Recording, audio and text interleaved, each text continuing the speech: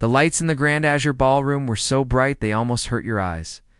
Reflecting off the countless crystal glasses and the polished gold edges of the ceiling, the room was buzzing with the low hum of expensive conversations and the soft clinking of champagne flutes. To anyone walking in from the street, it looked like a dream world, a place where money was just a background detail and happiness was guaranteed. But for Maya, it was just a workplace, and a very tiring one at that. Maya adjusted the strap of her black serving apron for the 10th time that hour. Her feet were throbbing inside her flat, non-slip shoes, the kind you have to wear when you are carrying heavy trays all night.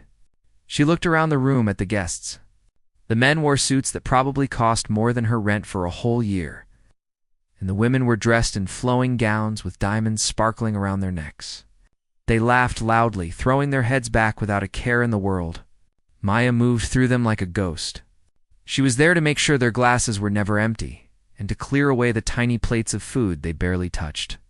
But she might as well have been invisible to them. It was a strange feeling. Standing in the middle of so much luxury while feeling completely empty inside, she carried a large silver tray loaded with sparkling water toward a group of people, standing near a tall pillar. As she leaned in to offer a drink, a man in a gray suit took a glass without even glancing at her face. He didn't say thank you. He just kept talking to his friend about the stock market. Maya pulled her hand back and straightened up. She was used to this. It had been 6 months since she had to leave the music conservatory. 6 months since she realized that passion alone couldn't pay for tuition or rent or food. Her parents had tried to help, but they had their own struggles, and she couldn't be a burden to them anymore. So, she traded her piano practice sessions for these shifts, trading the music that made her feel alive for the hum of a dishwasher and the noise of rich people talking. It was late in the evening now. The initial rush of the dinner service was over, and the guests were mingling freely. The band had taken a break, leaving a DJ to play some soft jazz in the corner. The noise was giving Maya a slight headache, so she used the opportunity to slip away to a quieter spot near the edge of the ballroom.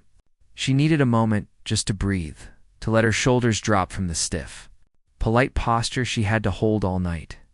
That was when she saw it, sitting alone in a corner of the room.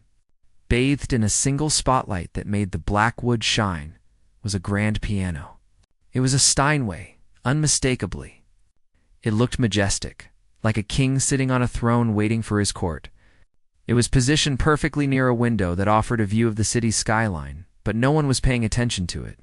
To the guests, it was just another piece of expensive furniture, something to put their drink coats on or stand next to for a photo. But to Maya, it was like seeing an old friend she hadn't spoken to in years. She felt a pull in her chest, a sudden sharp pain of longing. She hadn't touched a piano in months. There was an old, dusty keyboard in her small apartment, but she hadn't turned it on since the day she got the rejection letter for the scholarship she needed. It hurt too much to play when she felt like she had failed. But looking at this instrument, sitting there in silence, she felt her fingers twitch. They remembered the feeling of the keys, the weight of the action, the vibration that traveled up through your fingertips and into your heart. When you played something beautiful, Maya took a hesitant step closer. She looked around to make sure her supervisor wasn't watching. The other servers were busy clearing tables on the other side of the room. The guests were clustered near the bar and the dance floor. She was safe for now. She walked slowly toward the piano, her heart beating a little faster with every step. As she got closer, she could see her reflection in the glossy black surface. She looked tired. Her hair was pulled back tight in a bun, and her uniform was wrinkled from the long shift. She looked nothing like the elegant women in the ballroom. She wondered if the piano would even recognize her if she touched it now. She wondered if the magic was still there, or if she had let it die by giving up so easily. The air around the piano seemed different, calmer. It smelled of lemon polish and old wood. Maya reached out her hand, her fingers hovering just inches above the keys. She wanted to play just one chord, just to hear the sound ring out in this beautiful, empty corner of the room. She wanted to feel that connection again, even if it was only for 10 seconds. A sharp voice cut through the air, startling her. Maya quickly pulled her hand back and spun around. It was another server, rushing past with a stack of dirty plates. Don't lean on the instruments, he snapped, not stopping to chat. If you scratch it, it comes out of your paycheck. Maya nodded quickly, stepping back into the shadows. I wasn't, she whispered to his retreating back. But he was already gone. She let out a breath she didn't know she was holding. Her cheeks burned with embarrassment, even though no one else had noticed. She looked back at the piano. It sat there, silent and accusing. She felt a wave of sadness wash over her. This was her life now. She was the person clearing the glasses, the person who wasn't allowed to touch the beauty. She was just the help. The thought tasted bitter in her mouth. She had spent years practicing until her fingers bled, sacrificing her teenage years for a dream that felt further away than ever. A loud laugh erupted from the crowd nearby. A woman in a bright red dress was throwing her head back at something a man in a tuxedo said. Maya watched them for a moment. They had everything, yet they didn't seem to appreciate the art that was sitting right there in the corner. They didn't know the history of the music, the struggle of the composers, the soul that was required to play it. To them, the piano was just wood and wire. To her, it was everything. Maya took a deep breath and straightened her apron. She had to get back to work. She couldn't stand here dreaming about things that couldn't happen. But as she turned to leave, a strange feeling settled in her stomach. It wasn't fear. It wasn't sadness. It was something else. A quiet, stubborn spark. Why shouldn't she touch it? Why should she have to hide who she was just because she was wearing a uniform? The music was inside her. It had always been there, waiting. She looked at the door leading to the kitchens, then back at the piano. The room was shifting, the mood changing as the night went on. People were getting louder, drinks were flowing faster. She took one last look at the keyboard. It was tempting her, calling to her in a voice only she could hear. Maya knew she should walk away. She knew the risks. If she got caught playing, she could lose her job. And without this job, she wouldn't be able to pay her share of the rent. It was too dangerous. But then she remembered the man in the gray suit who didn't even look at her. She remembered the tiredness in her own eyes in the reflection. She remembered the silence of her apartment. Maybe, just maybe, some risks were worth taking. She stood there for a long moment, the decision hanging in the balance like a suspended note, waiting to be resolved. The noise of the party seemed to fade away, leaving only her and the silent, shining piano. She didn't know it yet, but her night was far from over. In fact, it was about to truly begin. Maya's resolve hardened. She wasn't going to leave without at least one sound. She checked the room one last time. The coast was clear. She slipped onto the bench. It felt firm and supportive. She placed her fingers on the white keys. They were cool and smooth. She took a breath and pressed down. A single, clear C major chord floated into the air. It wasn't a song, just a sound, but to Maya, it felt like coming home after a long, cold journey.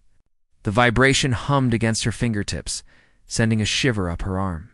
She closed her eyes for a split second, letting the sound wash over her.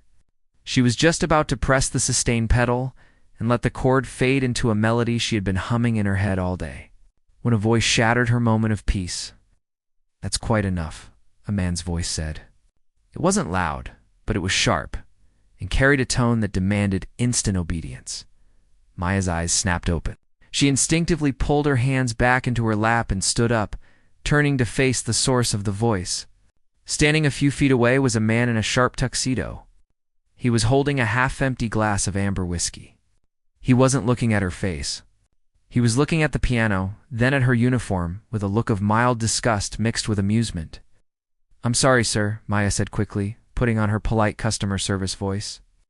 I was just adjusting the cloth." The man let out a short, dry laugh. He took a step closer, invading her personal space slightly. He looked to be in his late 40s, with a face that was used to getting exactly what it wanted. He exuded an air of immense wealth and confidence. This was Julian Vance, the man who was essentially funding the entire event, though Maya didn't know his name yet. To her, he was just another guest who thought he owned the place. "Adjusting the cloth?" he repeated, raising an eyebrow. He gestured toward the piano with his glass. Do you have any idea how much this instrument costs? More than you make in a decade, I suspect. It is not a toy for the help to play with during their break. A few heads turned nearby. A small group of guests, curious about the interaction, drifted closer. Maya felt her face getting hot. She had been caught, and now she was being scolded like a child. I know, Maya said, her voice trembling slightly. She tried to move past him, to get back to the safety of the kitchen, but he stepped sideways, blocking her path. He wasn't a big man, but his presence was huge. No, wait, he said, a cruel smile playing on his lips. Don't run off. You were sitting there. You looked very serious for a moment. Tell me, do you even know what this is? Or is it just a shiny table to you? Maya clenched her jaw. She could feel the anger bubbling up in her stomach, mixing with the embarrassment. It's a Steinway concert grand, she said quietly. Model D. The man stopped smiling for a second. Surprised she knew the model, but then the smirk returned even wider. Oh, so you read the brochure? Good for you. But knowing the name of a car doesn't mean you can drive it, does it? And knowing the name of a piano doesn't mean you can play it. He turned his attention to the small crowd that had gathered. Ladies and gentlemen, come here a moment. We have a situation here. He gestured to Maya like she was a piece of art in a museum. Our young server here seems to think she has a connection with this instrument. It's quite adorable, actually. The crowd chuckled politely. They were nervous to laugh at the boss's jokes, but they laughed anyway. Maya felt small. She wanted the floor to open up and swallow her whole. See, the man continued, looking back at Maya, art is not just about pressing keys. It is about soul. It is about education, about refinement. It is something that is bred into you, not something you pick up in a... He looked at her namatag, then back at her uniform. In a uniform, he reached out and grabbed Maya's hand. She flinched but didn't pull away, afraid of making a scene. He turned her hand over, palm up. It wasn't a gentle touch. He was inspecting it. Her fingers were rough, with short clipped nails. There were calluses on her fingertips from the trays and guitars she used to play, but mostly just the wear and tear of hard work. Look at these hands, he said to the crowd, raising her hands slightly for everyone to see. Maya felt tears stinging the corners of her eyes. Rough, calloused. These are hands for scrubbing floors, for carrying trays. These are not the hands of a pianist. A pianist needs softness, sensitivity. These hands would butcher the music. He let go of her hand, and Maya pulled it back to her chest, rubbing it as if his touch had burned her. Of course, the man said, taking a sip of his drink in this world. Everyone likes to pretend that anyone can do anything. We like to say that with enough practice, a street sweeper can become a concert master. But we all know that isn't true, do we? Some of us are born to lead, and some of us are born to serve. He looked at Maya with a challenge in his eyes. He wasn't just insulting her. He was trying to provoke her. He wanted to see her break. So, he said, his voice dropping to a dangerous whisper, I'm feeling generous tonight. Since you are so fond of touching things that don't belong to you, why don't you play something for us? The crowd went silent. They looked from the millionaire to the server in the black apron. Maya shook her head. No, sir. I really need to get back to work. What? Stage fright. He laughed, a harsh barking sound. I'll tell you what. I will make a donation to the charity tonight. $10,000. Right here, right now. If you can sit down and play something that actually resembles music, not chopsticks, not heart and soul, a real classical piece. He leaned in closer, his face inches from hers. But if you can't, if you just make noise, you have to admit to everyone here that you are a fraud and that you shouldn't be touching this piano. Deal. He held out his hand. It was a trap. She knew it was a trap. He expected her to fail. He wanted to humiliate her in front of all these rich people just so he could feel superior. He wanted to prove his point, that class determines talent. Maya looked at his hand. Then she looked at the piano. The beautiful, silent instrument. Then she looked at the crowd. They were waiting for a show. Most of them looked pitying, expecting her to scurry away in shame. But then she remembered the sound of that one chord.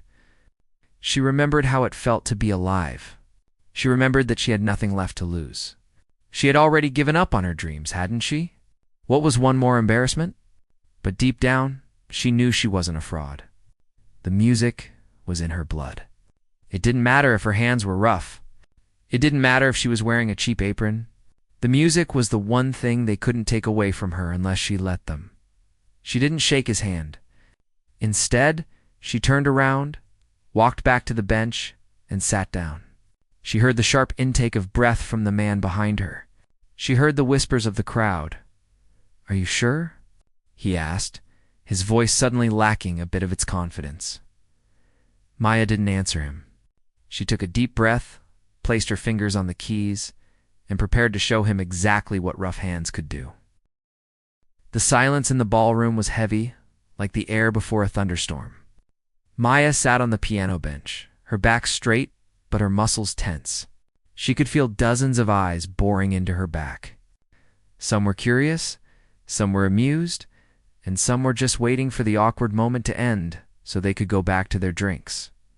The only sound was the quiet hum of the air conditioning and the ice cubes clinking in the Millionaire.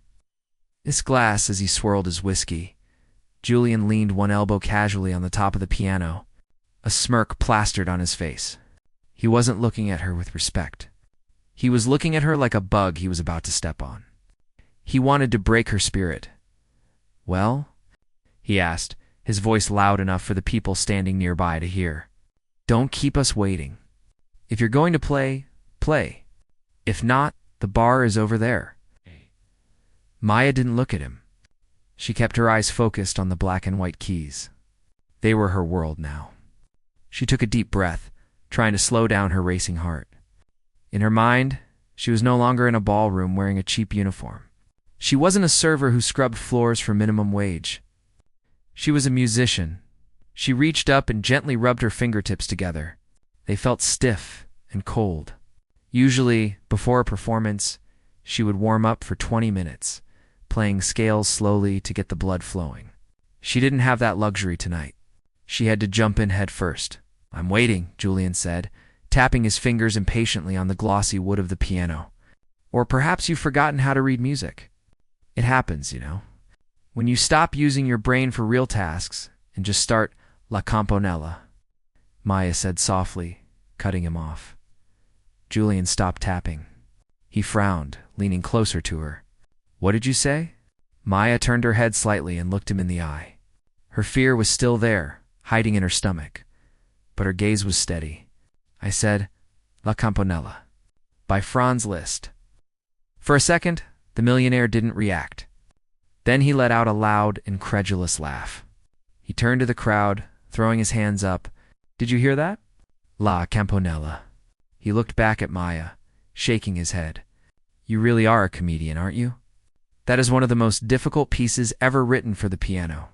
The jumps are impossible. The technique required is insane. Professional pianists tremble before that piece. And you? You think you can just sit down and play it?" "I didn't say I would play it perfectly," Maya said, her voice gaining strength. "I said I would play it." "It's the same thing," Julian snapped, his smile vanishing. He was getting annoyed now. She wasn't acting the way he wanted. She wasn't crying or running away. "Fine. You want to embarrass yourself? Go ahead. But remember our deal. If this sounds like a cat walking on a fence, you admit it." Maya didn't answer. She turned back to the keyboard. She flexed her wrists. She knew he was right about the difficulty. La Campanella, the little bell, was a nightmare for pianists. It required huge leaps with the right hand, jumping from low notes to high notes while playing delicate bell-like tones. If you missed even by an inch, it sounded like a mess. It required precision, focus, and a light touch. It was the exact opposite of the heavy lifting she did all day. She closed her eyes for just a moment. She pictured the music in her head. She heard the melodies sweet, singing, and sad. She imagined her hands flying weightlessly over the keys. She thought about her small, dusty apartment. She thought about the rejection letters. She thought about all the times she had been told she wasn't good enough. She poured all that emotion into a single point of focus. Then she lowered her hands. The first notes weren't loud. They were soft, trembling slightly like a bell ringing in the distance. Her right hand struck a high E, then immediately jumped down to a low G sharp. It was a dangerous move. She nailed it. The sound rang out, clear and piercing. The guests who had been whispering stopped. The melody was simple but haunting. It was the sound of sadness and beauty mixed together. Maya felt a chill run down her spine, but it wasn't fear anymore. It was electricity. She played the opening phrase. Her fingers, which had been stiff just seconds ago, suddenly remembered what to do. They woke up. The muscle memory from thousands of hours of practice took over. Her brain stopped thinking about what if I fail and started focusing on the music. Julian, who had been standing with his arms crossed, suddenly stood up straight. The smirk on his face faltered. He knew the opening of this piece. He had heard it played by experts many times. And what he was hearing now? It was correct. Not just the notes, but the timing. The delicate touch, she continued. The music began to speed up. The famous melody started to dance. Her right hand began to fly across the keyboard, making those terrifying jumps. Thump, ding, thump, ding. Her left hand played the accompaniment. Steady and strong, the room was transforming. The atmosphere of mockery and boredom was evaporating, replaced by a sudden, sharp intensity. People who had been holding drinks slowly lowered their glasses. Conversations died out completely. The clinking of ice and silverware stopped. All eyes were on the young woman in the black apron. Maya didn't see any of this. Her world had shrunk down to the span of the 88 keys. She felt a strange sensation washing over her. It was a feeling of power. For so long, she had felt powerless against her bills. Powerless against her boss. Powerless against people like Julian, who looked down on her. But here, with her hands on the piano, she was in total control. She reached the difficult part of the introduction. Her hand had to jump nearly an octave in a fraction of a second. If she missed the note, it would ruin the spell. She didn't hesitate. She trusted her instinct. Her hand moved like a blur, landing perfectly on the high note. It rang out like a crystal bell, shimmering in the air. A few people near the front gasped audibly. It wasn't just that she was playing well. It was the contrast. They looked at her worn-out shoes, her messy hair, her tired eyes. They couldn't believe that this sound was coming from her. It didn't make sense in their world. But the music didn't lie. Julian took a step back from the piano. He finished his drink in one gulp, but he didn't take his eyes off Maya's hands. He looked confused. His face was turning slightly red. He had expected her to fumble. He had expected her to play a slow, clumsy version and apologize. Instead, she was attacking the piece with a confidence that was terrifying. She was playing with a soulfulness that he hadn't heard in years. Maya felt the energy of the room shift, but she didn't let it distract her. If anything, it fueled her. She pressed down harder on the pedals, letting the sound bloom and fill the massive ballroom. The notes swirled around the chandeliers and bounced off the gold walls. She was no longer a server. She was a queen, and this was her palace. The music was getting faster now, approaching the first major climax. Her fingers were dancing, flying, striking the keys with precision and force. Her heart was beating in rhythm with the music. She could feel the sweat on her forehead, but she didn't care.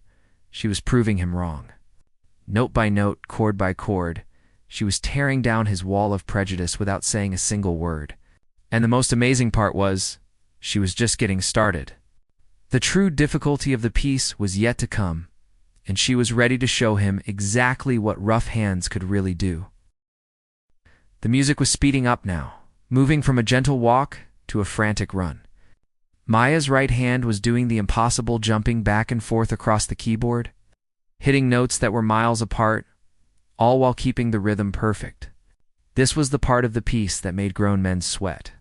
It was the part where the pianist had to stop thinking and just trust their body to know where to go. But Maya wasn't just trusting her body. She was attacking the piano.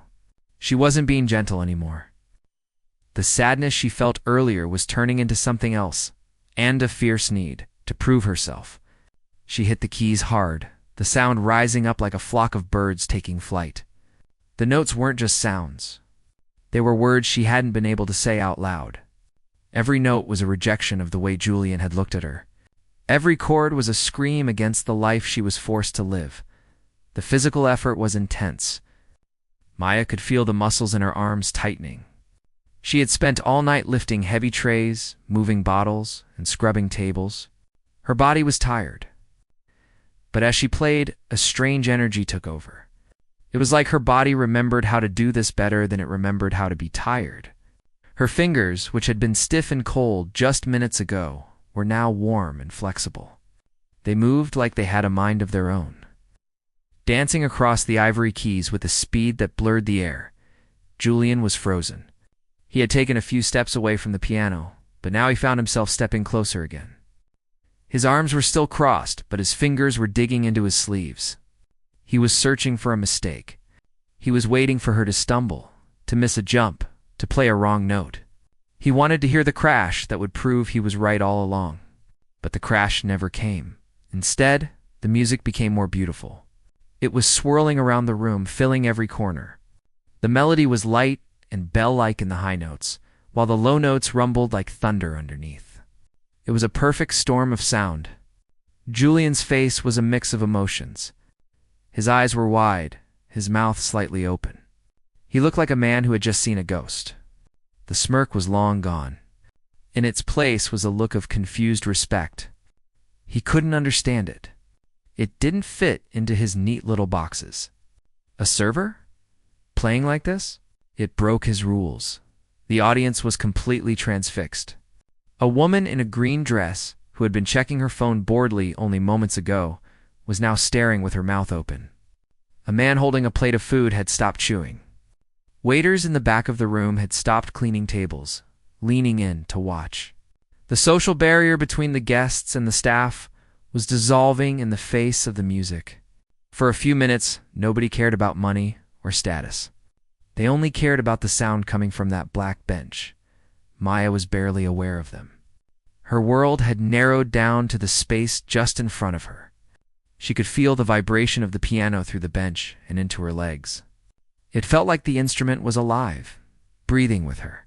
She hit a series of fast, trilling notes that rang out like crystal bells cascading down a staircase. The sound was so clear, so pure, that it seemed to hang in the air, even after her fingers moved on to the next note. She thought about all the rejection, letters she had stuffed in her drawer. She thought about the nights she cried herself to sleep because she felt like a failure. She poured all that pain into the loud parts of the music. She let the piano roar. The strings inside the instrument were vibrating violently, but she held them under control. She was the master of this chaos. Her hands were moving so fast now that if you blinked, you might miss a measure. She reached the climax of the piece, the most dangerous section. Her right hand had to stretch to its limit, jumping from the lowest bass notes to the highest trills in a split second. It was a moment where even the great pianists risked losing control. Maya didn't slow down.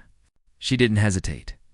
She threw her hand into the jump and landed perfectly on the high note, striking it with a sharp, singing tone that cut through the air like a knife. A collective gasp went through the room. It wasn't a gasp of horror, but of wonder. It was the sound of people witnessing something magical. Julian let out a short breath, as if someone had punched him in the stomach. He realized then that he wasn't judging a fraud. He was witnessing a genius who had been hiding in plain sight. Maya could feel the end approaching. The music was building up to its final explosion. The notes were getting louder, faster, more intense. She was using her whole body now, leaning into the piano, swaying with the rhythm. The sweat on her forehead was glistening under the spotlight, but she didn't care. She felt powerful. She felt like she could touch the sky. She brought her hands down for the final series of chords. Boom, boom, boom. Each one was stronger than the last. The piano shook. The floor seemed to shake. And then, with one final dramatic strike of both hands, she slammed down the last chords and held them silence. It was a different kind of silence than before. It wasn't an empty silence. It was a heavy, thick silence that vibrated with the memory of the music. The sound of the piano seemed to echo off the walls, refusing to die away. Maya sat there, her hands still pressed into the keys, her chest heaving up and down. She was breathing hard, her heart pounding against her ribs like a trapped bird. She slowly lifted her hands. The trembling in her fingers had nothing to do with fear now. It was the adrenaline rushing through her veins. She sat up straight and pulled her hands back into her lap. She stared at the keys, almost surprised to see them there. For a moment, she didn't know where she was. Then, slowly, the sounds of the real world began to creep back in. She heard the air conditioning. She heard a glass clink softly on a table. And then she heard the people. She turned her head slightly to the left. Julian was standing right beside her, just a few feet away. He wasn't looking at her with a smirk anymore. He wasn't looking at her uniform. He was looking at her with his mouth slightly open, his eyes blinking rapidly. He looked like he had just woken up from a dream. The air of superiority was completely gone. In its place was a look of total shock. He looked at her hands, then at the piano, then back at her face, trying to understand how this impossible thing had just happened. The rest of the room was frozen too. They weren't looking at a server anymore. They were looking at an artist. The invisible wall that had separated Maya from the guests had been shattered by the music. And for the first time all night, she was the center of their world. She wasn't the help. She was the queen of the ballroom. For a long moment, the only sound in the massive room was the fading echo of the final chord, vibrating in the air like a ghost. Maya sat on the bench, her chest rising and falling rapidly. Her hands were resting on her lap, trembling slightly from the adrenaline crashing through her veins. She stared at the keys, waiting for the world to come back into focus. She felt dizzy, lightheaded, but also strangely light. The heavy weight she had been carrying on her shoulders for months, the weight of failure, of being invisible, of not being good enough, had vanished. In its place was a quiet, burning fire. Then, a single clap broke the silence. It didn't come from the rich guests near the front. It came from the back of the room, near the service doors. One of the other servers, a young man who had been clearing tables, had stopped to listen. Now he was clapping slowly, with a huge smile on his face. Another waiter joined in. Then a woman in a kitchen uniform. Suddenly the dam broke. The applause didn't trickle in. It exploded. It started as a ripple and turned into a roar. The guests, who had been frozen in shock, jumped to their feet. The sound was overwhelming, a wave of appreciation that washed over the stage. It wasn't the polite board clapping they gave to the hired band. This was real. This was fierce. People were whistling and cheering. The woman in the green dress was wiping tears from her eyes with a handkerchief. The man who had stopped chewing his food was applauding so hard his hands were red. Maya sat there for a second, stunned. She turned to look at the crowd, and for the first time that night, she didn't see a wall of expensive suits and jewelry. She saw people. She saw human beings who had been moved by her music. She slowly stood up. Her legs felt shaky, like jelly, but she forced herself to stand straight. She didn't curtsy or bow like a performing monkey. She just nodded her head, a simple gesture of respect to the audience, and to the music itself. Then she looked for the man who had doubted her. Julian was still standing near the piano, but he looked like a different person. His glass was empty, resting on a nearby table. His arms were hanging loosely at his sides. He wasn't smirking. He wasn't laughing. He was staring at her with a look of total disbelief, mixed with a heavy dose of shame. The arrogance had been completely stripped away, leaving just a man who realized he had made a terrible mistake. As the applause began to die down slightly, Aya took a step toward him. The crowd quieted, sensing a confrontation. Julian cleared his throat. He looked nervous, which was a strange look for a man who owned half the city. He adjusted his tie, looking anywhere but at her eyes for a moment, before finally forcing himself to meet her gaze. Julian started, then stopped. His voice was hoarse. He took a deep breath and tried again. In all my years attending these events, I have never heard anything like that. Maya looked at him calmly. She wasn't angry anymore. The music had taken the anger out of her.